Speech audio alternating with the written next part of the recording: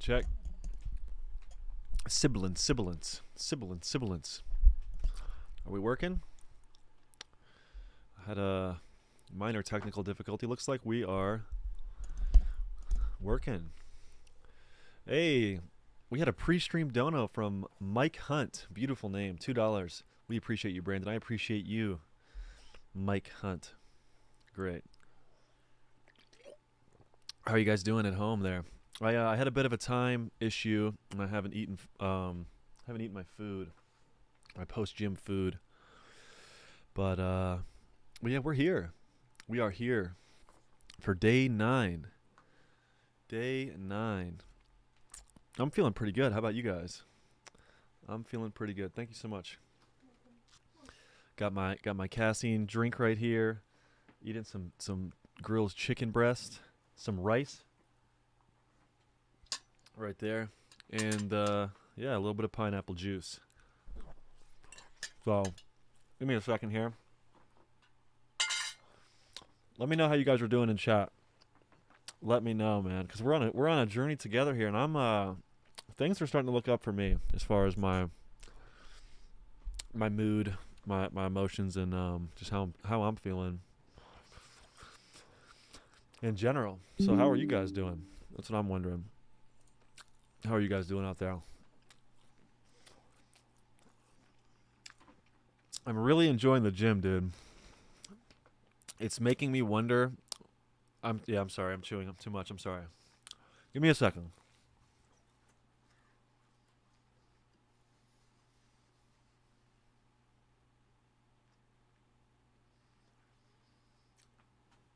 All right. Sorry about that. But yeah, since I've been in the gym, dude, it's been making me wonder why I haven't been in the gym this whole year. How I allowed myself to be such a moron, dude. Because this is my 9th day in the gym, and things are feeling a lot better. Still not sleeping that good, but I mean, that's out of my control. But yeah, my energy's returning.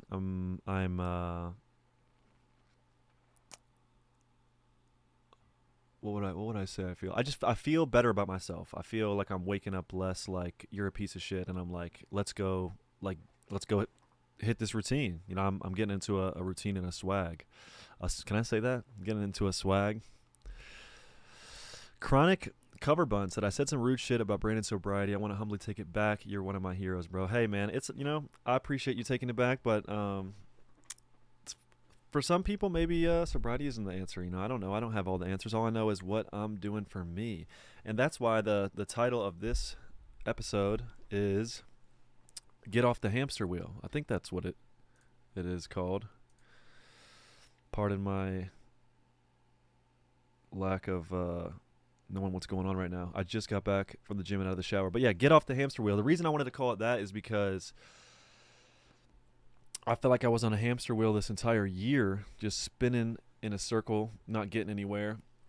I think it really all started when, after my boxing fight, I slipped that disc in my spine and was having numbness in my fingers, and I couldn't raise my arms. And when I was in that position, instead of working on getting my spine better and getting to a point where I can go to the gym and maintain some of that stuff I was doing good during the boxing training, I just started just getting high all the time.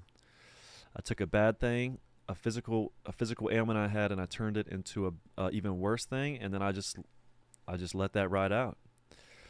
I let that ride out for most of this year, man. And I feel like what I was telling myself a lot of the time was, I want to be sober, I want to go to the gym, but I never gave myself a deadline. I never gave myself actionable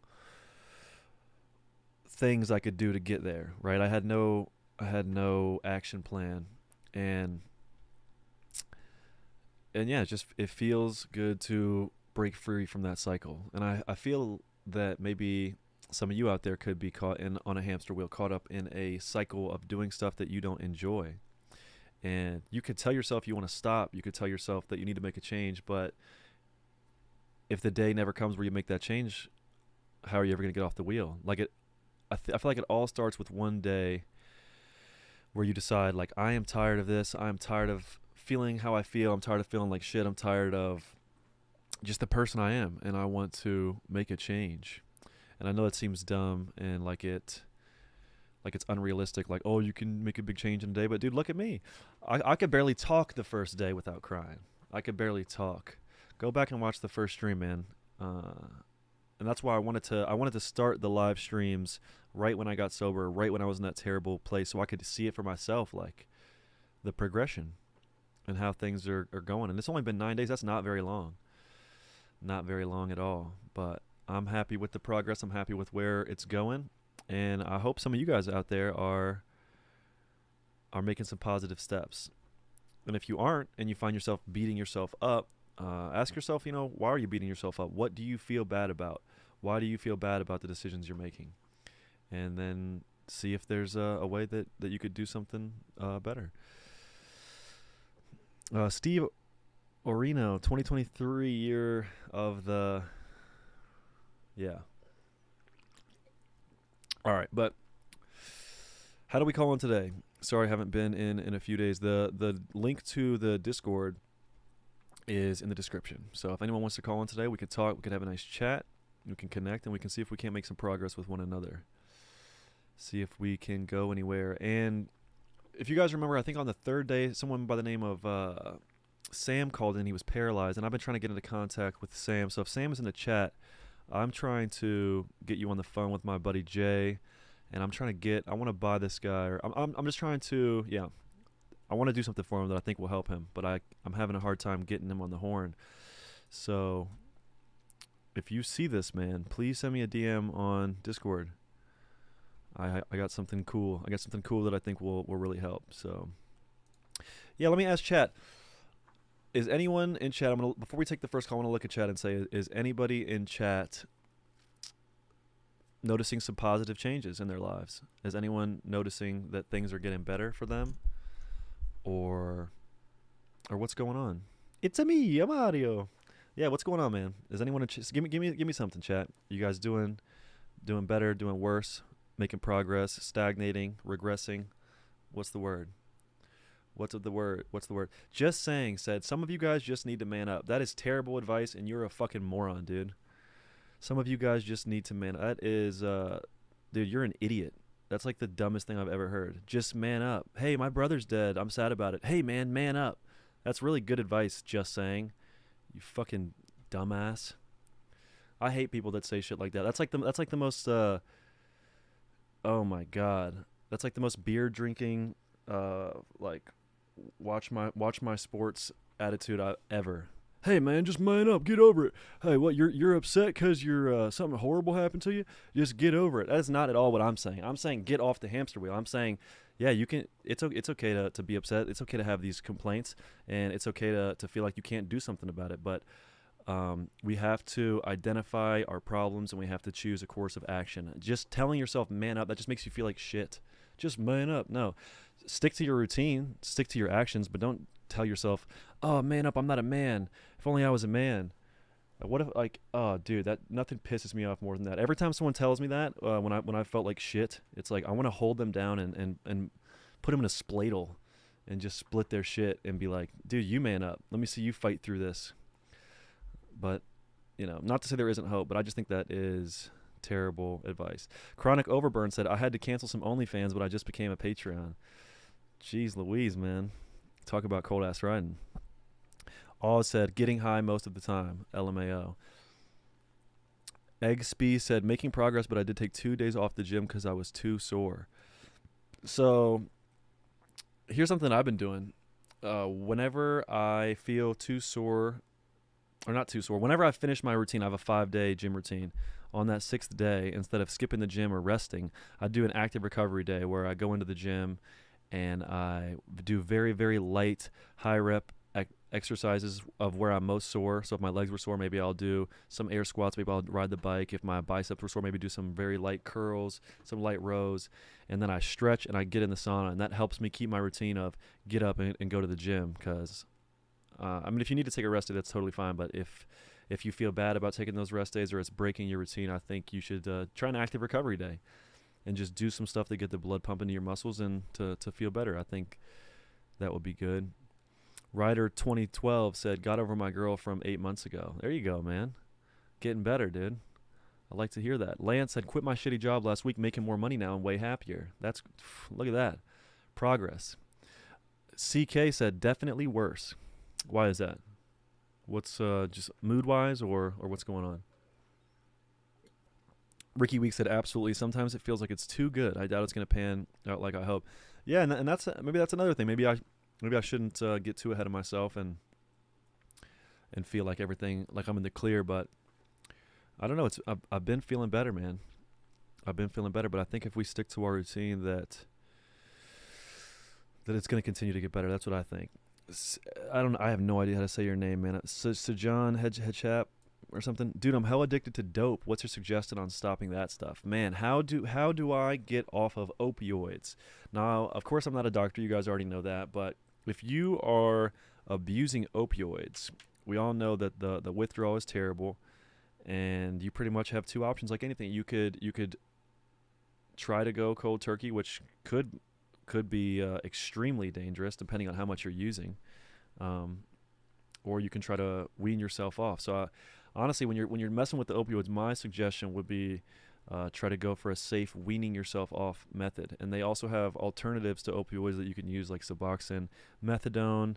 I know kratom is controversial and some people don't think it's good, but I think trying to find a safer alternative to the opioids you're using to kind of satiate your addiction and then wean off of that stuff. But it's a slippery slope, man, because you could get hooked on the Suboxone or the methadone or the kratom, so you don't want to trade one evil for another.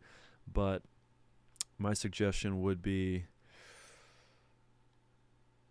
to start a plan of action, start weaning yourself off and getting ready to give yourself a chance to be sober. And whether you believe in rehab facilities or not, it's totally up to you. But I certainly have friends that have successfully been able to wean off by themselves, and people who have struggled and people who have had to go to rehab. So I guess you're just going to have to figure out what the best cause of action is for you. But obviously, if you keep doing the opioids every day and just keep making yourself a functioning person with your crippling addiction, it's never going to get better, and you're going to stay on that hamster wheel forever, man. I mean, when's it going to end?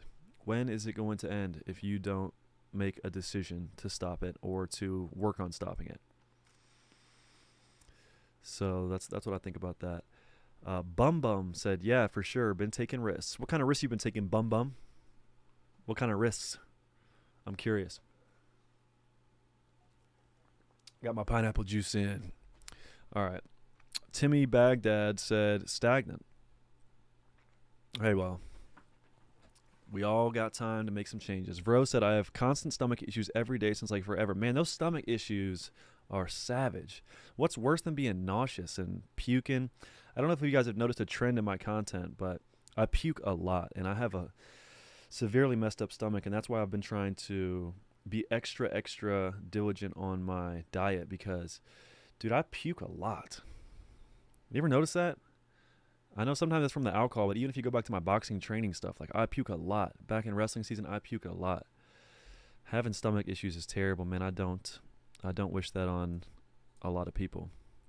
Jacob Roberts said, fiber is definitely needed. Anki said, how do I get off the drug from the show The Boys? It's very addicting. I have no idea what that is. Dr. Poppy Pegleg, I've been trying so hard to get a job, but no one is accepting. I have no work. Where the hell did it go? Why did it just disappear? It just disappeared while I was reading it. Okay, I don't know what happened there. Chronic overburn. Did 5 days cold and went to Suboxone. Still doing Suboxone today. It's a new struggle. Yeah, man. Sometimes when you get off of opioids and you get on Suboxone and methadone, the withdrawal is actually more difficult, and the half-life of that substance is longer. So you're going to be in for a real treat with the withdrawals from the Suboxone and the methadone, man. So I feel like if you're going to get on that stuff, you have to use it specifically with the intention to quickly wean off. Again, like, I'm not an expert on this stuff, and you don't have to trust my opinion at all, because I could definitely not know what the hell I'm talking about. But I think that getting on Suboxone and methadone is only good for weaning off. It's not a sustainable thing that you could do. LMAO said, I'm not going to lie, I thought Oxy and those other pills were super hard to get now. I mean, I know Oxycontin's hard to get, but you can get oxycodone and roxycodone and all kind. I mean, there's fucking stuff everywhere, dude. Vero said, kratom, still horrible overall. You're just not going to die from it. Yeah, I mean, kratom's another addiction, man, but the good part is most likely not going to overdose from that stuff. But yeah, I don't know. You're in a tough spot, brother, and I really wish you the best. Sunt Chit gave me $10 and said, "You make video good." Dude, that is so kind of you to say. That is so kind of you to say, man. I hope I make video good. And I really appreciate you thinking so. Miss Anthropy said, have a buddy that's been on Suboxone for the last 12 plus years and his life is miserable. He pretty much has to take Adderall to even stay awake. Don't get hooked on that shit. I agree. Dangerous thing to get on. Big time dangerous thing. King's Pokemon Empire said, pills would be hard to trust. Could be fentanyl. Yeah, man, this fentanyl shit is crazy. It used to be you were just at risk of getting addicted to heroin or oxys or whatever it was, and now you're at risk of overdosing because you don't know what's in your shit. I mean, it's terrible. And not only that, they've leveled it up one. You know, there's this new thing called Trank that's in the drugs, man. It's a horse tranquilizer. I have a video from Kensington, Philadelphia that I filmed a while back, and it's unreleased. But yeah, man, that's kind of a little look into the Trank epidemic. You could go try to buy fentanyl, and you're going to get Trank, and it's got necrosis properties that will rot your flesh in your hands and your feet. It's sinister stuff, man. Sinister stuff. I don't know. Whatever freak is bringing that into the country. Pretty bad news. Youngski said, it sucks when the thing holding me back from my dreams of a family is the fact nobody wants a family with me. It sucks when the thing holding me back from my dreams of a family is the fact nobody wants a family. Well, it sounds like your dream should, I mean, well, yeah, your dreams to have a family, but yeah, I don't know. I get that. It's hard to find a good partner. I can see that. It can definitely be hard to find a good partner, but I don't know if that's, I mean, I guess that's holding you back in a way, but really you got to put yourself out there and try to give yourself a chance to meet someone, man. There's the way I view it, man, I think that there's, for every one of us, there's hundreds, if not thousands of people that will be compatible partners that we could start a life and a family with. And the real issue is just finding those people. And it's kind of a numbers game, you know? Putting yourself out there, dating people, seeing what you like, what you don't like. And if you're dating someone with the sole intention of like, I want you to get me pregnant so I can have a kid, probably won't be a very good family, you know? Like your bond with your partner should come first. Then again, like I said, I could be off about that, but that's what I think. I think that the bond between the mother and the father is what needs to come first and is very important. And if you don't have that and you rush to have a child, then you're going to be in trouble. Plumbing Explained said, I know guys been on Suboxone for 10 plus years. Yeah, me too, man.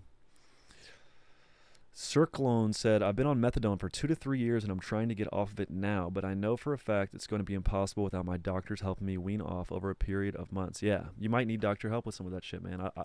I don't love doctors myself, but when it comes to that stuff, there are people that can help you, I think. There's definitely people that can help you wean off that shit. NFG Peasy said, love you, Brandon. Got to get back to the 16-hour shift, man. NFG Peasy, I hope you have a good shift, brother. Thanks for stopping in, and I wish you well with your work and your job. Jacob Roberts said, I can drop it any time, but I always pick Nick back up. Yeah. Yeah, I think that's a lot of things. I think that's something I've been doing with the weed, man. I feel like I've quit so many times and started again, and right now what I think about that is I'm attributing that to putting too much emphasis on just not smoking and like, all right, I'm not smoking, so I'm fine. But I haven't put emphasis in the past on I'm not smoking. That's just one of the things I need to do. To build on that, I need to make sure I'm sleeping well, make sure I'm eating good, make sure I'm in the gym, and make sure I'm setting reasonable, attainable goals instead of saying, man, I'm not smoking weed ever again in my life. And then 11 months pass, and I'm like, man, I don't feel good. Maybe I should try that weed again. You know, this time I'm just setting a 1 month deadline for myself, and I'll be reevaluating come November 1st, and I'm looking forward to that, man. Looking forward to that. Slauzer said, I bet you can overdose on all these new 75 plus liquid kratom extracts and such, but with power and toss and wash any more than 5 to 8 grams, I vomit. Man, we got gentlemen out here getting manged up. They're getting that red Bali in their veins, and it's making them puke. I just broke this. What the fuck? How did that? Hold on. I just broke my keyboard. Okay. Chronic overburn. Comment of the stream. Yay. Bum. Fent is scary. Definitely, man. Unlocking paradoxes. Best thing would be cold turkey in my opinion, but it definitely won't be an easy task. Yeah, for me, I like the cold turkey method, but I don't think realistically I've gotten very out of control with my substance use. I think my addictions have been mostly rooted in mental addictions, not physical, and I don't necessarily know that I am the best person to fully relate to the physical withdrawals and all that. I know it's a hell, man. And if you're going through that, I really wish you the best. Slauzer said, weed makes everything not boring. Yeah, and through weed making everything not boring, I think it enables you to be complacent and enables you to just get stuck in your ways, man. If you're not bored and you don't have time to be like, damn, what am I doing? You're just going to be sitting around cranking your Johnson, playing video games, eating Cheetos, and giggling about shit, when otherwise you might be like, yo, I need to do something more productive. But not trying to shit on weed smoker, man. If you're smoking weed out there and you're enjoying it, keep doing it. I think of all the crutches that you could have, that's probably one of the safer ones. Bobby Hill, stream title reminds me of a song called Spinning My Wheels by Morning Jacket. That's a great band, and I haven't heard that song. I'd like to listen to that after stream. Spinning My Wheels. I feel like we need to take action, bro. We need to take action, and I know I've been harping on that, but I hope that you guys aren't stopping yourself before we start. I hope you guys aren't like let me think about it like this. So eloquent how I speak, right? Like, ask yourself, if you're not happy with how you feel right now, would you regret making a change? If you're not feeling good with how your life is right now, what would you lose by attempting to make a possible change and it not working out, right? So if you don't feel good now, you want to make a possible change, and you're like, well, what if I can't? I mean, then you're in the same position you are now, right? Then you're back on the wheel. But I mean, there's nothing wrong with trying to hop off that wheel and seeing if you can't make some progress. You know, that's what I think about that. And I've been talking to a lot of people in my personal life since I started this stream, because I feel like a lot of people have been reaching out to me, probably because they see me, you know, being vulnerable and not being judgmental. And I think a lot of people are in search for people who won't judge them and who will try to understand them and hear them out and help them. And I know a lot of people I've been talking to, they have all these issues, right? They have all these problems, like we all do. But every time a possible solution or a possible thing that they could try to do to get better is brought up, they're like, no, I can't do that, but I can't do that. No, can't do that, but can't do that. And then it's like, I'm left asking them, like, do you have your mind made up that you are going to be unhappy forever? Because that's what it seems like. It seems like some people have their mind fully made up that nothing is going to get better, and it doesn't matter what anyone says to them. They're going to say, I can't do that, can't do this, can't do that, can't do that. But everything's horrible. And then you try to offer a possible solution, or not. I mean, sometimes there's no solution. Sometimes it's just changing the way you think. But I don't know. I'm running into that with some of my friends, and I'm not trying to be mean or too hard on them, but I just think that we have to take action, man. I think thinking about it too much and not being able to make progress on it can be harmful. I think that can be harmful. Alexandra, man, I need to get better at pronouncing words. Alexander Xavier Fernandez, have you thought about coming to Brazil to record some videos? Yeah, I would love to go to Brazil. I would love to go over to, where shit's popping off, the big zone. I'd like to go over to Israel and Palestine, man, and I'd like to do some on the street journalism. What do you guys think about that? Should I hit the road next year and go overseas and into some of these crazy areas and talk to these people and get some perspectives? Joshua Meyer, you motivate me to do better in life. Man, all you guys that show up to the stream, you motivate me to do better as well. Honestly, I want to do better, not just for myself, but also for all the people that watch my content, for my family, for people that want me to entertain them, people that want me to do the journalist stuff. I mean, yeah, I want to be better too, man. I really, really do. Chronic Overburn, what's the goal for content in the future? More journalism? I mean, man, I can. I have so many videos. I can look. I'll rattle off some of the videos I have on the way. Like I said, I don't have to film another video until like mid 2024. Like I have enough content to post every week until 2024. So the plan is to pump these videos out, and I don't know what I'm thinking right now is I'd like to do some overseas shit, man. I'd like to cover some of the stuff going on in Puerto Rico and Israel and Palestine. I'd like to go back to Hawaii and cover some of the stuff that's been going on there. Wait, let me see if I can't find my my video list here. So yeah, I have from Hawaii. I have the Waianae homeless campment, the Eddie I Cow surfing thing, climbing the stairway to heaven. I filmed for 3 weeks exploring Oahu. It's like a little or a pretty big vlog thing exploring Big Island. Bro, when I was in Big Island, Hawaii, me and my girlfriend were driving around Pahoa, which is actually one of the most dangerous areas of Hawaii. I didn't even know. We didn't even do anything there. We just stayed in a yurt in Pahoa. And it was like 1 a.m, and we were about a quarter mile from our yurt, and I took a left turn, and there was just a child in the middle of the road screaming. And like my girlfriend's gut instinct was to like roll down the window and get out of the car. But my instinct was to peel off and get away. And then after I got away, there was like reports in the area of gangs robbing people. That shit was scary. I got sidetracked, man. What else do I have? I have all my Japan content, man. I went to the most homeless place in Japan, Nishinari. I went to all the animal cafes in Japan. I went to Monkey Mountain. I saw the Nara deer. I spent a night in Hiroshima. I got drunk in Osaka. I went to American Village. I looked for the Yakuza. One of my favorite videos that's coming up is the Don Quixote video. I went to Rabbit Island, ate a bunch of fast food. I have a video with me and Pawpaw from St. Patrick's Day. I have a video from Cancun, Mexico about the open-air drug markets. I got some hood documentaries from D.C., Baltimore, Virginia. I got a documentary about this girl named Puppy Girl Jenna, girl who acts like a dog. I got a documentary about the Blade and Bissonnette in Houston with D Flowers. Got a super big documentary about Crips in Houston, man. I filmed for like 5 days on this Crips documentary. Got a profile piece on Johnny Dang.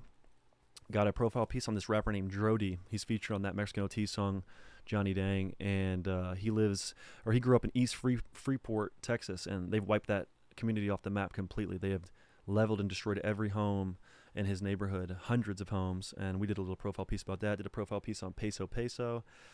We got a lot of stuff coming, man. Gathering the Juggalos, Boxed Wine Part 4, Shrek Fest Milwaukee. Did a Milwaukee Hood video with Tommy. We got a bunch of stuff from 2022. We got just a bunch of stuff. I could go on forever, man. I don't want to rattle off too many things, man. I've got to remember what we're doing here on the stream. I'm about 30 minutes in, and I'm talking too much about shit that's not necessarily related. So, yeah, I'll probably go ahead and look at some calls, man. I'll probably go ahead and get some calls. I'm looking at chat, and I'm getting a little distracted. It's a lot to take in. Go to South Africa. Check out the drugs. Interesting. Chronic Overburn. We still hate Danny Mullen and his lapdog, right? I mean, I don't like those guys, but if you like them, that's up to you, for sure. Jacob Roberts said, I want to go to Rabbit Island. Yeah, me too, man. It was good. It was crazy. Rabbit Island was this place in Japan where they made like nuclear weapons, and it's got rabbits everywhere. Brandon do a documentary on Young Lean and Blady. I could do that. That'd be cool. Can't wait for the Japan stuff. Yeah, I'm excited, man. I'm excited for the Japan stuff. I'm excited for a lot of the stuff that's coming. Do a video on train hopping. I would like to do that. Glad you're still grinding videos like a pro. Best channel on YouTube, to be honest. Camille Kells, are you Jewish or just naturally funny? That's a very interesting question, man. No, I'm not Jewish. I am not Jewish, but I appreciate you asking, man. I would consider myself a. Uh, let's go ahead and take a call. All right. Who do we have here? Yo, are we ready to rock? Yes, sir. How are you, man? All right, let's get it. Let's get it. Big Pharma, what's going on? Hey, how are you, man? How are you doing, dude? I'm good. I'm excited to be here with you, man. Yeah, me too, man. I'm good. I saw your topic, and it's something I really wanted to talk about. I wanted to approach your topic from a perspective of someone who's sort of made it and then fallen back off the wagon a little bit.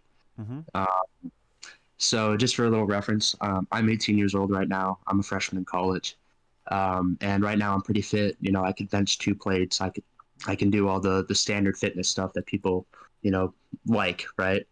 Um, but it didn't always used to be that way. Uh, Growing up, I was always like a very obese guy.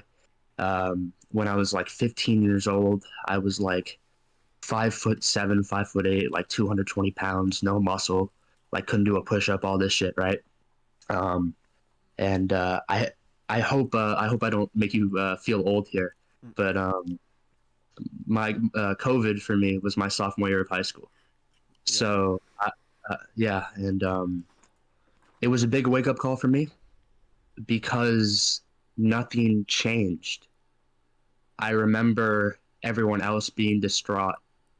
Um, I can't believe, I have to sit in my room all day. I can't believe can't talk to my friends this much. I can't believe I can't get out and do things in the world.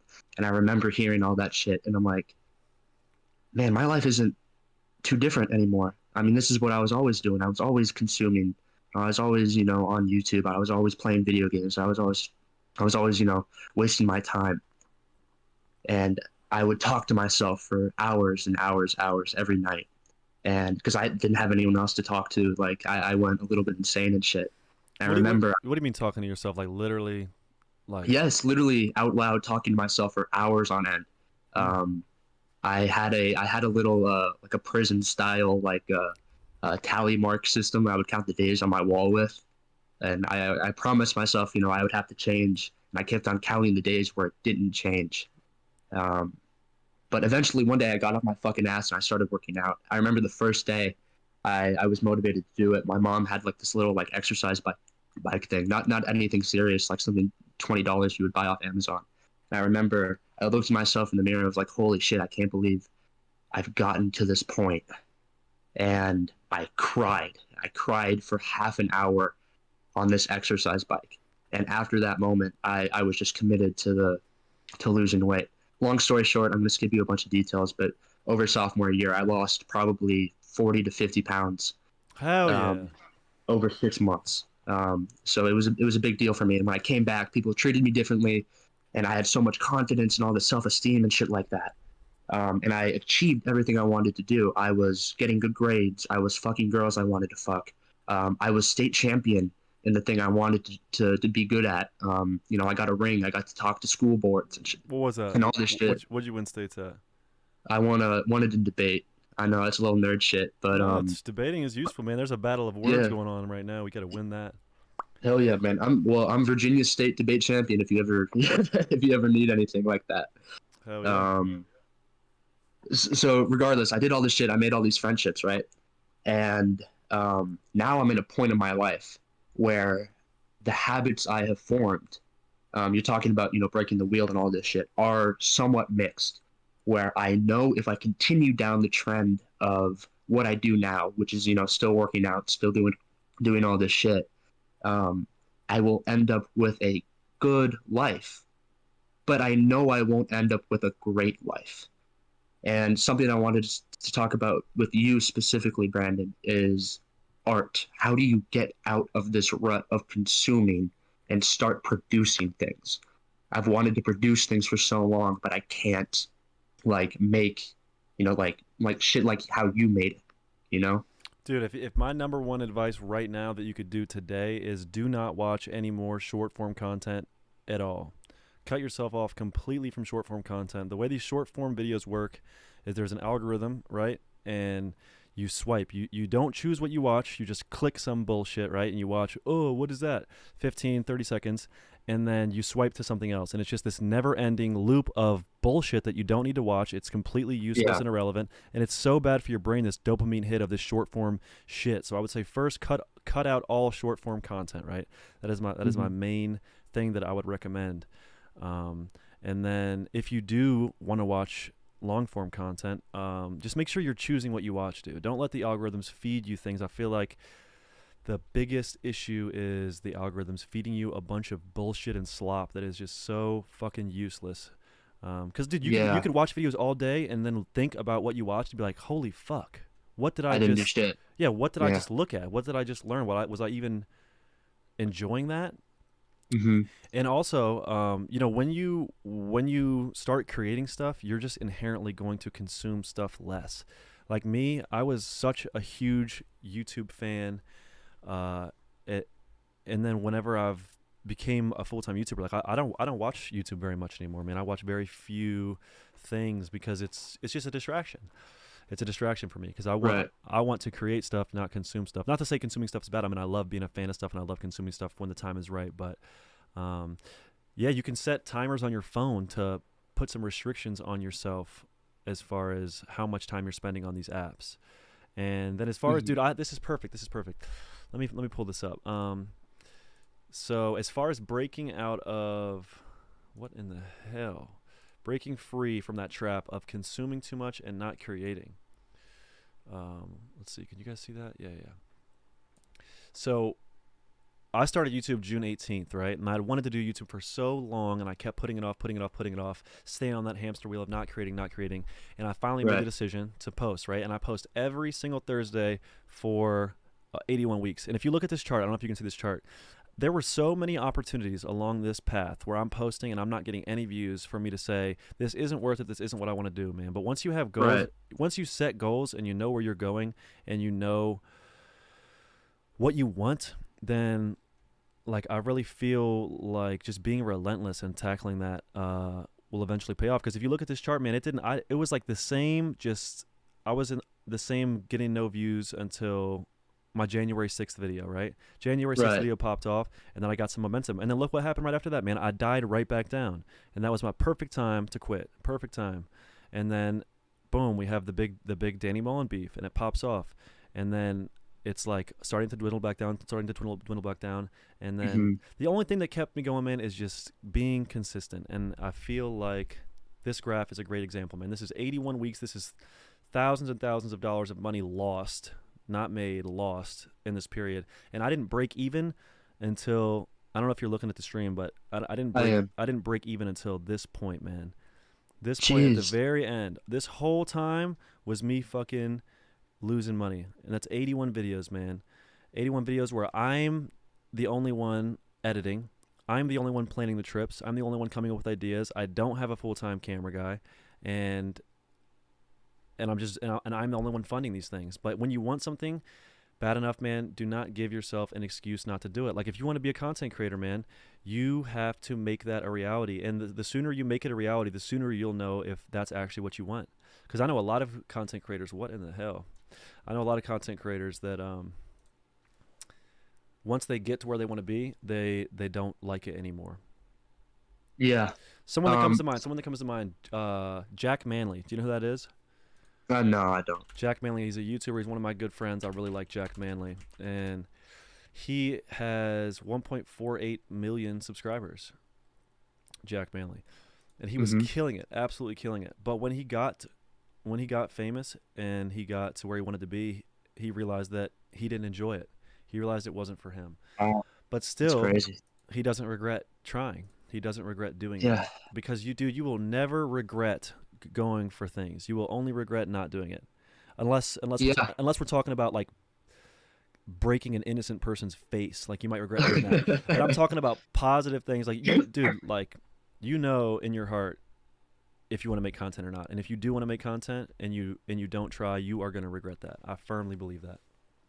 The one thing you have, which I think is very different to other people that I want to hear your input about, is the radical break from the 9 to 5, because you are one of the only people I've seen that has completely cut themselves off from this hamster wheel and completely changed the way you live your life and all this shit. Yeah, because What like I'm an extreme person, dude. I have always been an extreme person with I'm all or nothing. I'm all or nothing. And as soon as I realized that like when I filmed that first video in January 2020 and I realized it was what I wanted to do. It was just one video. That I committed, man, and I went all yeah. in. I went all in and I made a 6 month plan and I stuck to that 6 month plan, and then after that 6 month plan was just the start of the channel. And Mhm. I think for some people, like let's take Tommy G for instance. Tommy G did YouTube for like 3 years while he was working as a salesman, right? And he was trying to juggle the two, and he had some success, but not very much success. And it actually wasn't until Tommy G was fired from his job as a salesman that he then wrote down a list of things, and he said, "What video ideas will change my life?" He jumped out of a plane eating a hot chip. It didn't do anything. He did a marathon with no training. It didn't do anything. But then he did the Kia Boys video, and it went viral. And then now look at him, dude. Right. He has 1 million subscribers. So Yeah, I mean that's crazy shit, dude. I mean, the one thing I always like get caught up in with myself is like I think about it like even if I had all this shit, even if I had all these great ideas, because I want to do more shit directed from like music and like the video type of shit. mhm. Um, the biggest thing is, oh, how will I network? Oh, how will I like get this shit out there? How can I, not just, put it out to people with 5 views? And that keeps on stun locking me Mhm. into a state of like submission. Um, I know you had some like radical ideas. I saw your YouTube video about like how I became a YouTuber, the full story and all this. And you spent thousands of dollars on marketing with Danny Mullen and all this shit, right? $3,000, and uh, I mean, dude, that I spent $3,000, and in that first week after his video was up, I got about 80% people hating me, and 20% of them liking me, but I only gained like 200 subscribers. I spent $3,000 to gain like Jeez, 200 man. subscribers, and I mean, what a perfect moment for me to think I failed, right? Yeah, I mean, do you know the Shed Theory guys? Yeah, I know Marlon and Joey and all those boys. Yeah, I went to their show once.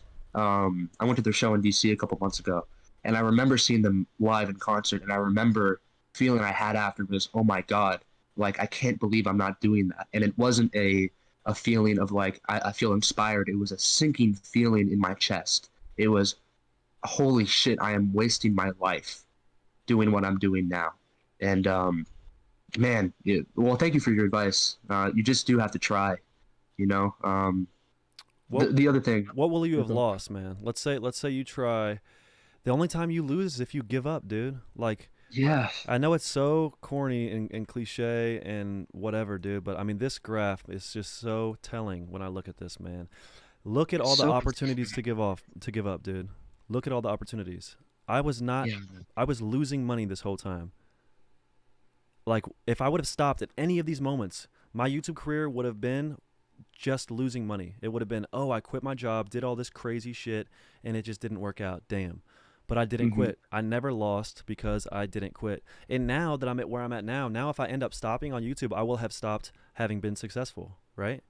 yeah. So I don't have to You're right. leave. I don't have to leave with my tail between my legs. I can say, "Damn." And that took, You did it. bro. That took two years and all the money that I had, literally everything, like door dashing to not go broke, um, getting drunk till I puke, just doing. I was trying just my best, bro. I was trying my best, and if I would have quit Mhm. at any of these moments, then I would have lost. And I think the only thing that separated me from someone that didn't make it is I didn't stop. Yeah. Hey, Genuinely. one more quick thing before I let you like take all these other calls. Mm-hmm. Um, so for me, I know you know the whole Sisyphus shit. You're constantly climbing. You're pushing the rock up the hill and all that. Yeah, yeah, yeah. For me with fitness, and I know this is something you've been doing. You've been getting back in the gym and all this shit. With me, I know it's never going to be enough. Like, I can always look in the mirror and find something to hate about myself and all this shit, right? Mm-hmm. Have you, I know you've fallen off the wagon a little bit with your gym stuff. Do you think there's ever going to be a moment where you are satisfied with how you're doing in the gym or how you're doing with your YouTube channel? Right, And right if now, you feel good about it? right now, man. right now because I genuinely know that I'm trying my best. I genuinely have. Yeah, I mean, I know it's only day nine, and I don't want to get ahead of myself, but I genuinely am one of the weakest I've been in my life right now. If I look at all the highs I've had athletically, and I am probably one of the most satisfied I am. Not satisfied in the way that like it's enough, but satisfied in the way of like I'm doing everything I can and I'm trying my best, and I'm finding solace in that. You know? Hmm. It's outcome independence, right? And that's something I've been trying to incorporate into my mindset Yeah. because it's hard to have an outcome independent mind with that. It takes adjustment because everything in life I feel is so outcome dependent, drilled into you from a young age, right? Mm-hmm. It's about the grade you get on the test, not about how hard you tried, right? Yeah. Um, yeah. And one more thing, make sure you use leg drive when you bench press. I saw your video, your day one video when you were benching. I think it'll help you a lot. Make sure to put your tippy toes, uh, uh, raise your tippy toes when you're benching, lift up your legs, and it'll help you a lot with your chest. It'll help you a lot with stabilizing muscles and all this shit. I'm sure you've heard it before, but No, hell yeah, uh, I appreciate that pro tip, brother. But yeah, I think that yeah. can I ask you a question? When you think about your physique and you think about how you are unsatisfied, what exactly makes you unsatisfied? What are you thinking about? I know I could always do more. I could always try better. I could always live in a cleaner way. I beat myself up about the times I eat, I eat desserts and I, eat over calorie limits and I do all this shit. Right now I'm back to 190 pounds, but a good amount of that is musculature. Down or I went from like 160 to 190. And I'm a little bit chubby. Don't get me wrong, but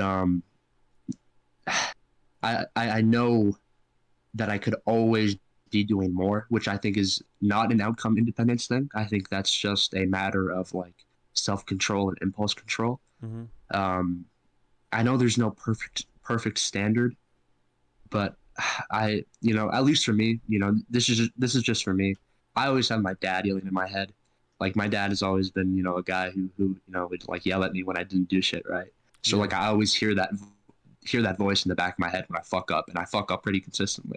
Um, and everyone tells me that, oh, your physique's good. I like your physique. Everything's good. Like my gym bro, my main gym bro is always trying to hype me up and shit. And I'm always trying to hype him up. But, But I don't you know. don't. Yeah, you don't necessarily feel like your physique is good. Yeah. And yeah. And I So know for me, dude, I feel like I had this exact issue, and I don't mean to cut you off, but I feel like I had this exact issue with content of like, I could do more, I could do more, I could clip this, I could clip that, I could clip that. But what helped me get past that mindset is like really like putting into words what trying my best at content would look like, and then just doing that and not worrying about it. And what I'm doing now at the gym is I could be beating myself up because I'm not where I want to be strength wise, but I know that I am trying my best. So if you feel like you aren't trying your best, then maybe try to quantify what your best would be. And if food is a problem, then maybe make a very strict diet plan, right? What would be the best Yeah. diet I could have? Yeah. Because I feel Hmm. like somewhere, whether it's the effort in the gym or the effort on the diet or whatever it is, you're letting yourself down in some way, right?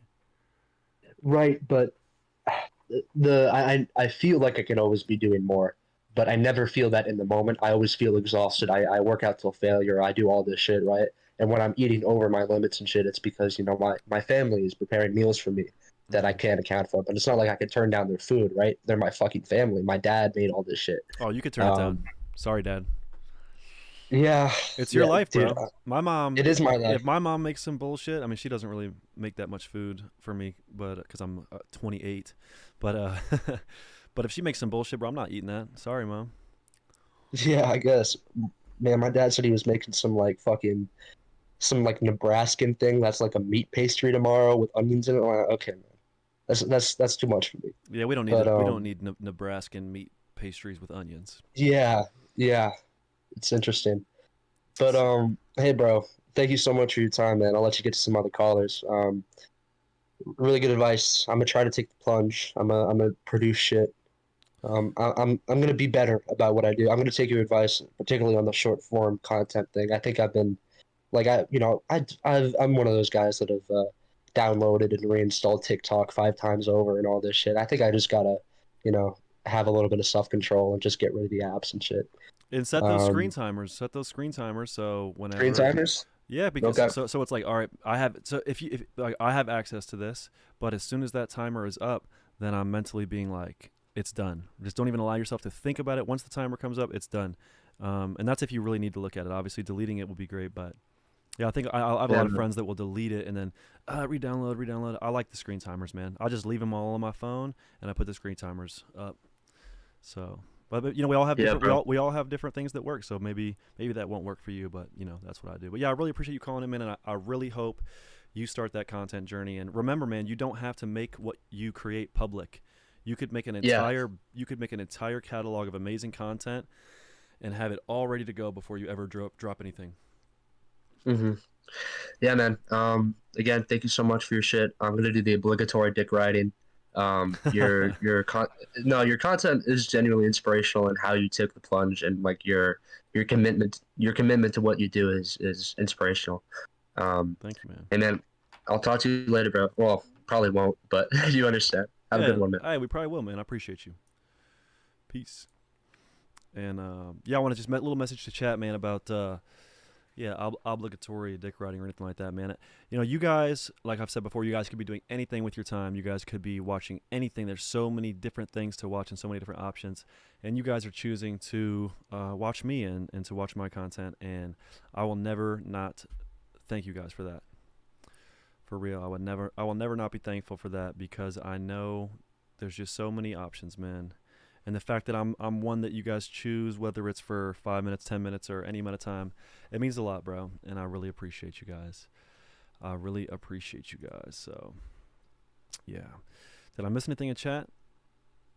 I'm looking at someone is saying, what is this? Cam girl 2. I'm so sad. Brandon is ignoring me, bro. I'm not looking at all this shit. I'm not ignoring you. Obviously sarcasm, bruh. Okay, my bad. Bro, looking at too many messages and too many things that people think will fuck your head up. It's a nightmare, I think. Um, you miss every shot that you don't attempt. I agree with that. Um, all right, well, I think we're ready for another caller, right? Ethan Hayward, love you lots. Brando, love you too. Cam Girl was trolling. Okay, makes sense. Just tuned in. Thank you, Brandon. Thank you, guys. Don't worry, my young wizard king. Absolutely, man. Discord is way better than MSN, but groups are a waste of time, sadly, till now, anyways. Alrighty then. Let's take another caller. Swag. Swag. We good to go? Yeah, I-69 Grizzly Bears. I-69 Grizzly Bears? Yes? No? Hey, how's it going? Good, man. How are you doing? I'm doing real good, man. Just enjoying the day. We're finally getting out of those hot summer days, and enjoying the nice weather. Yeah, you like those cooler days? Yeah, I work outside, man. Oh shit. What do you do? I work for the gas company in my state. Just going out there. It's part of my job to just get people turned back on, get their houses heated, get all their stuff going for them. Important work. Didn't go to college, but I made it work fine. I'm happy with what I do. So are you an oil man? I used to be in the oil industry. I was traveling a little bit too much, though, working on some crane rigs. But now I just work locally. The crane rigs, man. Yeah, I like the movie There Will Be Blood. You ever seen that movie? Oh, Daniel Day-Lewis. That's a good ass movie, dude. So yeah, what Yeah. made you want to call in today? Oh man, it's just the theme. Getting off the hamster wheel, man. I just like a lot of your guys who've been calling in. I struggled with addiction for a good majority of my adult life. Went through some trials in my early 20s, and I spent the better part of 4 years, almost 5 years, addicted to benzos and alcohol. And it was to the point at my very rock bottom, I was killing about half a bottle of cheap vodka, and I was just railing Xanax every single night of my life, getting 3 hours of sleep, waking up, going to work, and doing the whole thing again the next day. But as of last month, I am over a year sober, and I haven't touched anything since, and I'm not going to touch anything ever again. Holy shit, dude! You were on Zans and alcohol, and you kicked that, and you've been clean for an entire year. That's incredible, bro. How does that feel? It feels like it feels wonderful. It's hard to put into words, and just I look back on that time in my life with like a lot of shame, because of the things that I was doing. I burned every bridge that I could have imagined. I lost all my friends. It's a wonder that I didn't lose my kid. I'm a father, and I was just a degenerate, for the first part of his life because I was going through trials. Me and his mother split up, and that was just the straw that broke the camel's back that sent me over the edge. But I'm happy, whenever my son's around, I'm not like struggling with, you know, what's what I'm looking for. I'm not struggling with withdrawals. I'm actually sober for the first time, and I'm not sitting there waiting for him to go to sleep at night so I can get a drink in me, just being a deadbeat dad. Now it's like spending quality time with him, and it means the world. Yeah, dude, isn't that incredible how when you really be there for yourself, it enables you to be there for others properly? Yeah, yeah, it really does. I mean, it's one of those things you look back on it and you're like, man, what am I doing? These are like the most precious years of my kid's life, and I'm spending it, you know, I don't know if I can cuss. I'm spending it fucked up on drugs and alcohol Fuck it, instead dude. of, yeah, yeah. And I'm just happy it's over with, and now I try and just move past all that and move forward. And I just wanted to, share with these people like how I was able to get off that hamster wheel, how I was finally able to jump off and kick those habits and keep them off. Yeah, break it down for me, man. So you were in the throes of addiction. You were probably just making bad decision after bad decision, just could not break free. What was the inciting moment? What was the day that you decided I'm going to make a change? It was rock bottom. Rock bottom is always what does it. I mean, it was during COVID, the pandemic. I was just out there every single day, just drinking and doing pills and stuff. And I had lost all of my good friends, like my good friends that I grew up with. They just kicked me to the curb. They're like, we can't deal with this guy. He's a maniac. So the only friends I had left were the degenerates. And the degenerates, they liked me being high because I was fun. But rock bottom was me overdosing in someone's bathroom. And I woke up with a strange girl shoving her fingers down my throat, trying to get me to vomit. But they had my head tilted backwards on the bathtub. So I was puking, but I was puking in the back of my throat and I was drowning and I almost died. Mm. Yeah. And I spent the next 2 days getting my stomach pumped in the hospital. And I came out of it and I said, that's it. What are you doing, with yourself? So that's when I quit everything cold turkey, which that itself almost killed me, Yeah, the did you suffer withdrawals. from the seizures and whatnot, or almost? I don't remember having seizures. I think I did, but I mean, who knows? I had night sweats, of course, hallucinations. Hallucinations were the trippiest thing because you never really think about it, and you would just see things that quite literally weren't there. They would cause night terrors, just everything. For about a month, I dealt with these horrible withdrawal syndromes, and it almost just shot me right back into drinking. But I just made it, my mission in life. I'm not touching that stuff anymore, and I never did. I never did. Dude, that's amazing, man. That's amazing. And what were the things that really have kept you strong through the ups and downs of recovery? Because it certainly is a roller coaster. It is. I could share Jake McCollum. I was listening the other day when he was on, and just the first one that I like to get out of the way, but it is true, is to just believe in something of a higher power. I finally got back in touch with God after losing it when my brother died when I was a very young child, and me and my family, we fell out of religion, and it took me 20 years to get back in the loving graces, and that helped so tremendously. Joining a church and just being around these loving people who didn't care about my past. They just wanted me to be better for myself and for my family, and just lifted me up, and I've actually got a pretty funny story about that if you'd like to hear it. I'd love to, man. I'd love to. So whenever I first got sober, like I said, I was hanging around the degens, And I said, that's it, man. I'm not drinking anymore. And what do you think? They were the ones who were like, don't be a pussy. Have just one. Mm-hmm. Have just one. And, I'm sure we've all dealt with that. And I always just said no. Fast forward to literally just last week, I was having dinner with my son. He was with me. We were invited to a fellow family at the church. They were having spaghetti at their house. And the lady, she said, oh, don't judge me too much. I had to change my spaghetti sauce recipe. And I was like, what? Why'd you do that? And she goes, well, my old recipe had wine in it. And I know you don't drink. So I got a new recipe that didn't use any wine because I didn't want to make you uncomfortable. And that shit was just like so beautiful to me, just this silly thing. And they just, did it just for me, just so I would be comfortable, and it just really shows the type of loving people who are out there. Yeah, dude. You just got to find them, man. Yeah, like you got to look for those people, man. Because if you're closed off to people, it's hard to see it, man. But there are some really beautiful, caring people, aren't there? Yeah, they really are. And, once you get exposed to those, you want to emulate them. God wants us to emulate those people. He wants us to draw close to him by drawing close to others. And I think that's what's helped me out the most in my life with my addiction struggles. And I don't think I'll ever fully kick them, but I'm for sure never going back. Yeah, dude.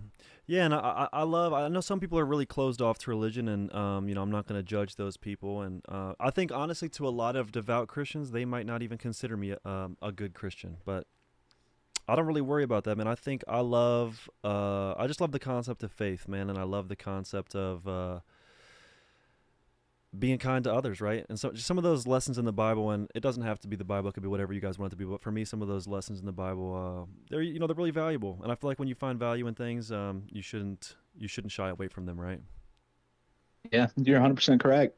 So, and I want to ask this, all the things, so when you were in the throes of addiction and you were probably saying to yourself, man, I'm addicted to Xanax and alcohol, and I'm not there for my kid like I want to be, and I'm not this and I'm not that, and you're beating yourself up. Aren't all the negatives that you hated about yourself when you were sick, aren't they all they're now all positives, right? Yeah, it's, you look back on it, it's really good about self-reflecting and being comfortable in your own skin. I think that's what really it's about too. I was so unhappy with who I was as a person that I wanted to just drown my sorrows away. It's like, oh man, I'm just this dude. I'm just a bum and I don't have anything going for me. I've got all these problems. And so I didn't want to think about them. So that's what just brought me to the bottle. And afterwards, it's just self-love is what it is. I love all those quirky things about me, and I'm not defined by my past, and all these bad things happen, but it's okay because we came through it on the other side. And I'm still fairly young, I'm 28, and as embarrassing still as it is for me to be like, oh man, I'm only a year sober. Someday it's going to be, I'm 20 years sober, and I've got that to look forward to. And it's just, don't be a statistic is really all I can say about that.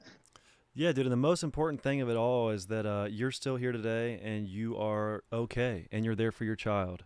And that's beautiful, man. I mean, I really could not put into words how fucking proud of you I am, man. That's amazing. Imagine if you would have quit, man. Imagine if you would have quit and given up when things were hard, how much you would have missed out on. Oh, I'd be dead. I'd be dead, over a year from now. It would just be over for me, and I would never see my kid again. And now I see him half the time. He's just right there. Yeah, dude, I'm so happy that you've got to have these moments, man, because it's so much better on the other side. And I feel like I'm kind of still in the thick of it right now, but it's so much better on the other side, isn't it? Yeah, no, it really is. And you said you're on day 9. Yes, sir. If you can do 9 days, you can do 10. That's for sure, man. That's for sure. I really think in my heart there is not a single chance that I break my sobriety this month. I really don't think there's a single chance. No, you don't. Not to say I'm going to put myself in bad situations where I'll be tempted, but I know that what I'm going to do, and I know that I'm going to do everything I can to put myself in a position to succeed, and that makes me feel me feel comfortable, Yeah, definitely. And I had that question for you. I've been rambling about my story. I got to ask, has hearing all of us calling in and listening to our terrible stories, maybe our sob stories, has that had a negative impact on you any? Like, oh man, you just get bummed out by hearing all these terrible things we've gone through, or does it have a positive effect on you? I think it's had a positive impact and reminded me that um, struggling like I've been struggling does not make me some weird, unique fuck up freak. Because in my mind, I turn it into something that it isn't, and I think like I just have delusional thoughts of my self perception, and man, and connecting with other people who are also struggling, just makes me feel less alone and more normal, man. And I don't need to beat myself up because I've allowed myself to get into a bad situation. A lot of people do it, and yeah, it's helped me, man. And I hope that it's helped some of y'all. I think that finding the connections we have with others and not feeling alone is really important, at least for me. Yeah, So it's been good, man, and I've enjoyed doing it. I really have enjoyed doing it. that's good, man. I remember just seeing these streams pop up, and I'm like, wow, is he just talking to his fans right now? And yeah, sure enough, you were, and I thought that was great. That you reach out like that. Not a lot of people do. Yeah, dude, and I get to talk to people like you who are like you're inspiring me to continue on this journey, man, and showing me like how good it can be, dude. You have a kid, and you are healthy, and you're okay, and you're better, and that's fucking awesome, dude. I really hope I get to have a kid one day, man, and I'm sure your child is so happy that you're there for them. Yeah, he is. He's my little boy. He's it, I was always there for him, even when I was messed up on drugs and stuff like that. Is what was real sad about it. It's just I couldn't be alone with him, if that makes sense. I always had to have someone there to keep me in check. But now Mhm. it's just me and him, and nothing bad's ever gonna happen, and he's happy, and that's all I can ever ask for, all I can ever pray for. And I wasn't always the best father, but I just had a late start. I'm gonna start now. Yeah, man, you weren't always the best father, but you are now, and I think that's what's the most important. Yeah. Most important, man. So thank you so much for calling in. And is there any closing words of wisdom you'd like to give to someone out there that is in the throes of addiction and is caught on that hamster wheel? There's just so many places you can look, and you shouldn't compare yourself to other people, but you should draw inspiration from other people. Like, there have been so many people who have just hit this crazy amount of rock bottom, and you should be able to tell yourself, like, man, if they can do it, I can do it too. You don't be a statistic, and don't look at these statistics of people who fail sobriety and like how many people who are alcoholics who died drunk. That gives you a challenge though when you do it, when you look at it that way. Don't look at it as like a hurdle. Look at it as some inspiration. It's like, man, I'm not going to be among that 70% of people who fail. I'm going to be among that 30% of people who pass. Just do it like that, and it'll help you out. And just look who you hang out with. That's pretty much all I can say. That's what worked for me, and I guess it's hard to just find out what works for you. Yeah, absolutely, man. Thank you so much for sharing your wisdom, dude. And I'm proud of you, and I really appreciate it, man. I really appreciate you calling in. Yeah, I look forward to seeing you at the end of the month, man. Seeing how you're doing. Hell yeah, dude. I'm excited for that. So yeah, thank you so much, man.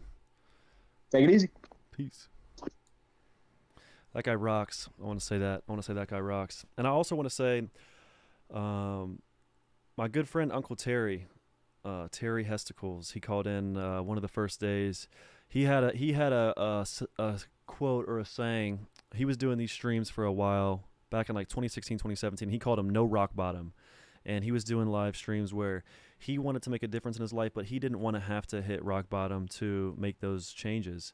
And I think there could be some people out there that are waiting for something horrible to happen. They're waiting for a sign. They're waiting for them to just fully implode before they make a difference. And to those people, I say you don't need to do that, man. You don't need to wait till it's all fucked up. You don't need to wait till you're in a living hell. You don't need to wait till there's nowhere to go. You can make the change now. This little sobriety streak that I've done has just stemmed from me being self-reflective. It hasn't stemmed from me hitting a rock bottom. My main channel was actually doing as good as it's ever done, and a lot of things were going really good, and I didn't have a rock bottom. I just was tired of waking up not feeling okay, and I'm still tired of waking up not feeling okay. But yeah, I think just that self-reflection and that actually sitting down and thinking, what do I want to do? What do I want to or how do I want to feel? Is it okay that I feel this way? Am I okay with feeling this way? And what am I doing that's making me feel this way? You know, because it's not YouTube. It wasn't YouTube that was making me feel shitty, man. It was my own choices in my life. It was my own habits. So, and that's another thing, man. Everything can't be a scapegoat. And sometimes there are valuable scapegoats, but I think the more we can find accountability, the more we can find what we have control over and make changes to that, the more we can reclaim our life. That's what I think. So, let me look at chat here before we take another call. I see Hyper224, I love your stuff, bro. I watched your Spladle video and taught it to some of my high school teammates my senior year. Hell yeah. Spladles for the win. We have someone asked, I think Ethan Hayward, or I think, said, how do you deal with rage? How do you deal with rage? Man, I think rage can be harnessed and used as a powerful tool.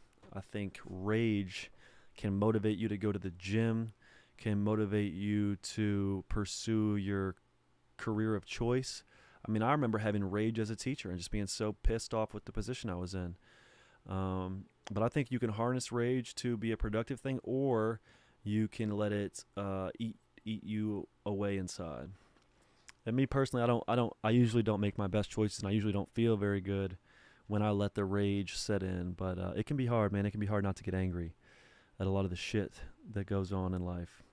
But I would say either try to harness and fuel the rage, or find ways to dissipate it. And I think exercise is good.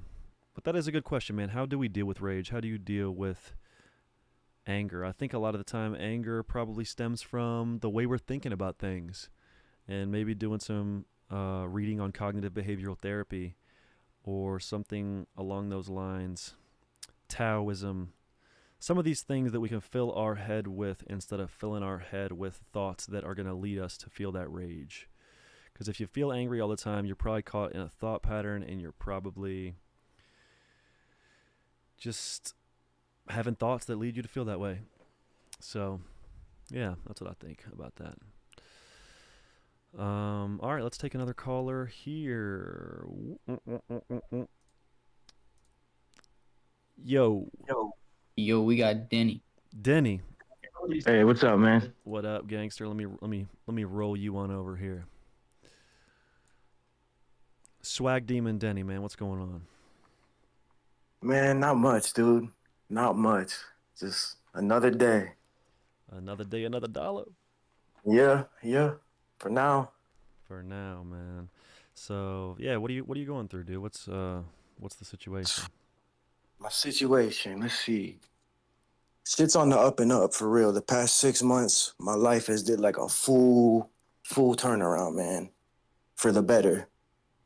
Hell yeah. I'm 30 years old, which for the past 10 years of my life, I've been lost in the sauce, man. Like completely.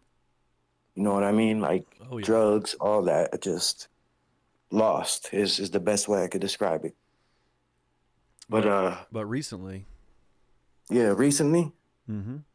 honestly, I just woke up one day, like, and during that whole situation, that whole 10 years, actually longer, really. I lost my mom at 16 and all that, but I woke up one day, bro, and I was never content with my situation when I was down.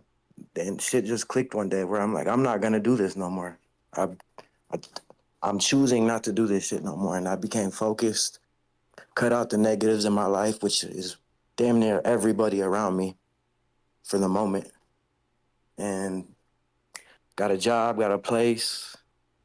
Yeah, bro, it's a lonely road though. It's a lonely road. It pushed away a lot of my friends, and I burnt bridges with my family. Tried to build them back up, burn them down, but now I'm trying to rebuild those back up. Just Man, have you ever it's a journey, bro. have you It's ever heard just a journey. have you ever heard the quote from the Bible that said, we'll be surprised by the lack of traffic in heaven's gates when we arrive? You ever heard that? I haven't heard it, but it makes complete sense.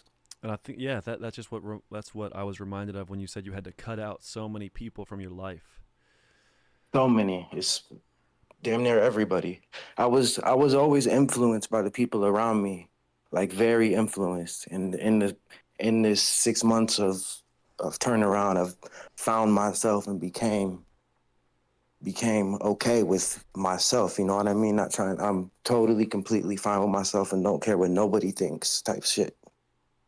Yeah, and do you feel proud of yourself and the decisions you've made to get better? I don't really feel proud because it's just what I'm supposed to do. You know what I mean? It's just what I'm supposed to do. But other people are proud of me, which makes me feel good. Yeah, yeah. What are some of the biggest positive things you've noticed in your life since you kind of put the shittiness behind you?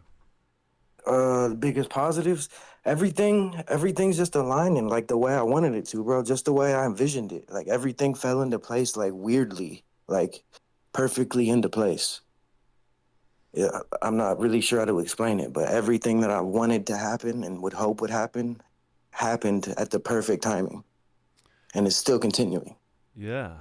Yeah, I wonder how much of that is like like confirmation bias is when like we're seeking out something, we see more of it. So it's like if we're seeking out Um, shittiness, it's like damn, we're going to feel and see a lot more shittiness, but if you're seeking out the good stuff, man, I feel like that confirmation yes, bias could be a good thing. Is this you think it's kind of like that?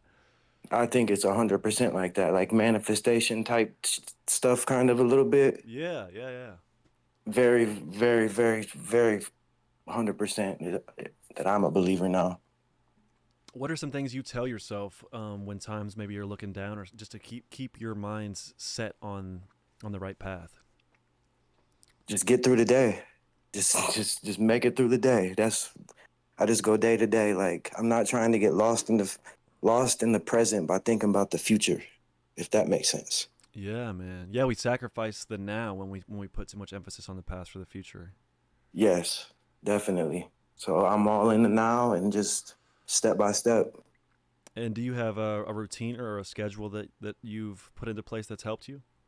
Yeah, my job really is like my main thing. I work in a lumber yard outside in Ohio on a just I get up at 5.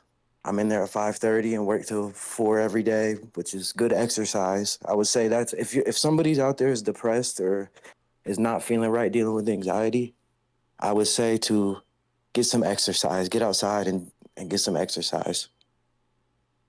Yeah, man. Because especially when you're using substances, dude, because your brain just gets so jacked up with these synthetic highs and these synthetic feelings that are good that I feel like your brain stops making feel good chemicals, and you have to like jumpstart it with exercise.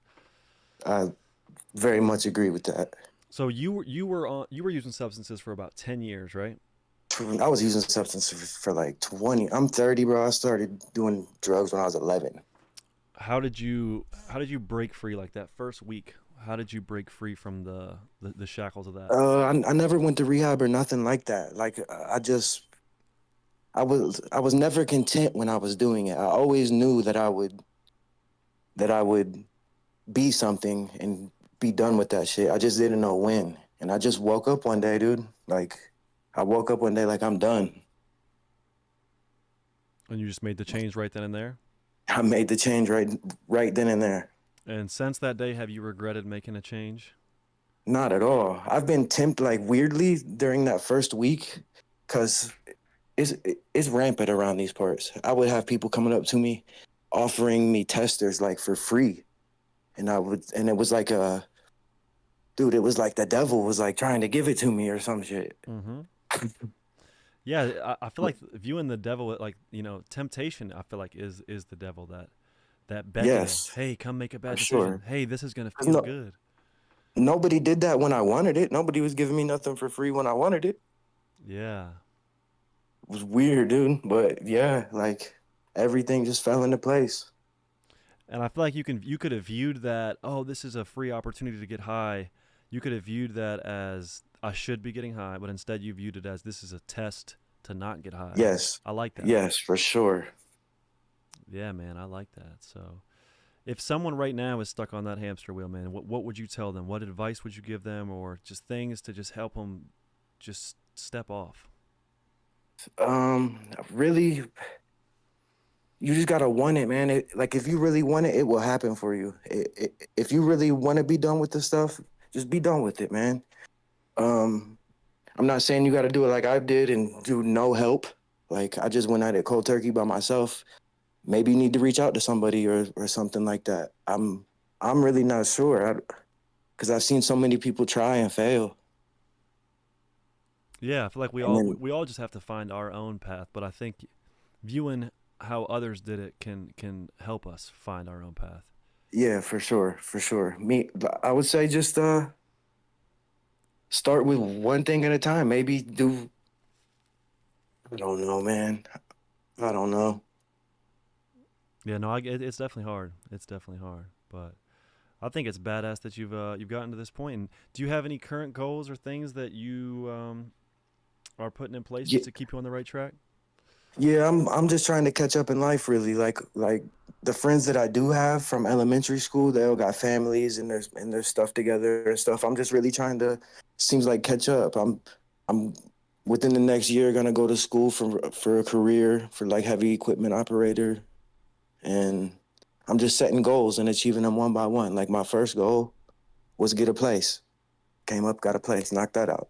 Get a Hell yeah. car, knocked that out. Hey, Just one by one, day by day. That's like the main thing for me, day by day. yeah, dude. And now that you have your health, you're actually putting yourself in a reasonable position to achieve these things. Oh, for sure. I'm the healthiest I've been in my life, which is crazy to say. Yeah, that's cool, dude. You said you're 30. Yeah, At, yep. at 30 years old, you being the healthiest you've ever been. I think that's awesome. I think that's really cool, Hell man. yeah, man. I appreciate it. So Big time. yeah, dude. Well, I hope you can keep going, man. And I think you definitely hearing stories like that is like yours. I mean, you're like does it feel cool at all to be kind of a source of inspiration at this point? I mean, because you have pushed through those hellish first few weeks and months. I mean, definitely if I could be a source of inspiration to anybody that wants to do that, that's huge. Just one person, that is amazing. Yeah. Really, that's what I would like to do in the future is like somehow help the youth that have problems like that. Like, Mm-hmm. Yeah. because So that's our future. no, definitely, dude. So let me ask one last final question here. If someone in chat maybe they're addicted to something right now and they keep saying I can't stop, I can't stop, I can't stop, what would you tell them? Oh, you can. Yes, you can. Why? It, if I can do it, you can do it. If I can do it, you can do it. That's for sure. Yeah. Do you think you're in some way unique or special or have some kind of God-given ability to stop that an average person might not Not have? at all. Not at all. Not at all. Hell yeah, dude. Well, I appreciate you for calling in so much, man. Was there any closing statements you'd like to give? Yeah, man, keep up on your journey too. I've been a supporter for a while now. So I appreciate it, dude. yeah, it's good to see, man. It's Hell yeah. positivity. Yeah, let's get it, man. We're in it together, right? Yes, sir. All right, brother. Well, I appreciate you calling in. Hey, thank you, Brandon. All right, see you, bro. Later. I like hearing those success stories, man. That's cool. That's cool. And I know. It's you could be like, oh, but they've only done it for this, they've only done it for that. But man, they're doing it. That's the most important. That's the most important part. And I don't think anyone. I think saying, oh, I've been sober for 40 years or I've been sober for 5 months. I don't think it makes you better either way, man. I think the most important part is that you're doing it. And I'm proud of those guys, man. And I'm proud of you guys in chat that are trying to make a change. And for the ones that aren't trying to make a change, I think that I just hope you guys are happy, man. I hope you're happy, because I think there's a lot of people that they they can be happy in different ways. And I don't think we all have to be on the same journey. So I hope I'm not coming off as holier than thou or like I think what I'm doing is better than what you're doing because I'm sober or whatever, dude. Like if you're not sober and you don't have some of these things and you're happy, man, that's awesome. I'm proud of you. I think that's fucking awesome, dude. We're all just trying to find our happiness and what's gonna make us feel good, because what might make the next man feel good might make you feel like shit. So how can we really compare, man? How can we really compare? You know what I mean? Drinking Drano 2 times, so genuinely scared I won't wake up in the morning, bro. Why? What's making you say that? What is making you say that? You know it's a problem when you start to think it could be a problem. Yeah, man. A really good quote I like is addiction manifests itself through the act of quitting. So if you are doing something all the time and you have not tried to stop doing it, you have no idea how addicted you are, because you're just satiating that desire.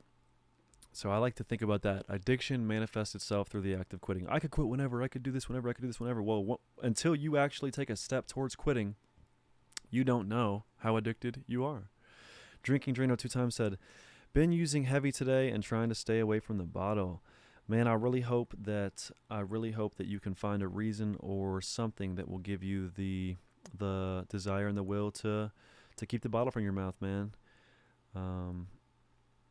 I know when you're really feeling horrible, it feels like that's the only answer, because making the right decisions is not going to make you feel good today or tomorrow, especially if you're on drugs, man. It's not going to make you feel good today. It's not going to make you feel good tomorrow or the next day or the next day, but it is eventually going to make you feel good. It is eventually going to help you break free from the shackles, man, make you break free from the hamster wheel. And that's what I've been telling myself is, I don't necessarily feel as good as I want to. I don't necessarily feel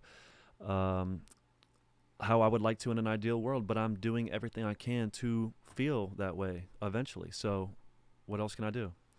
What else can you do, man? Once you're doing your best, what else can you do? And that's outcome independence. And I think wrestling taught me that a lot, because I used to be so concerned with the wins and the losses, and instead of focusing on what I'm in control of, which is my effort and my routine, I would be focused on the wins and the losses. And then I'll be so upset when I lost. And then as soon as I flip my mentality to have an outcome independence mentality and focus on just me, then whenever I would lose, man, I would know I've done everything I can. There's nothing to be upset about. There's nothing to be upset about, because all I've done is my best. And if your best isn't good enough, man, that's fine. And I'll tell you why it's fine. Because your best right now is not your best of all time. We might be trying our best right now, but that's not the best we're ever going to be. We can always get better. I'm not doing that good in the gym right now, but I am trying my best. But my best each week is going to get better and better and better and better and better. And if I look at my past best and measure up to my past best, it's not going to help me, because I know right now I'm doing my best, man. And I'm fucking happy about that. And I'm proud of you guys in chat, man. We're on day 9. Tomorrow's a big day. Day 10, we're in the double digits. And we're gonna keep going, man. And there is some stuff brewing. There is some stuff going on, man. And it is possible that this weekend I will not be able to stream. I'm gonna update you guys on that, but it is very possible that there's some stuff I have to take care of in my personal life, Friday, Saturday, and Sunday. And I'll update you on that if it comes. But just know, man, we're on a good path. We're getting better together, and I'm just I'm happy to be here, man, and I'm happy that we got to share this time together. So I'm gonna close down the stream. If you guys have been trying to call in, we're gonna be streaming tomorrow, the next day, and so on and so forth. So yeah, hopefully we can get you guys in one of these days. And I love you guys. Be good. Make some good decisions. Don't let everything in the world that's going on right now crush you and crush your spirit. And yeah, man, just stay focused, man. Stay focused on the goal. So I appreciate you guys, and I'm just ready, man. I'm ready for it. I'm ready for tomorrow, and that feels good. I'll see you guys tomorrow.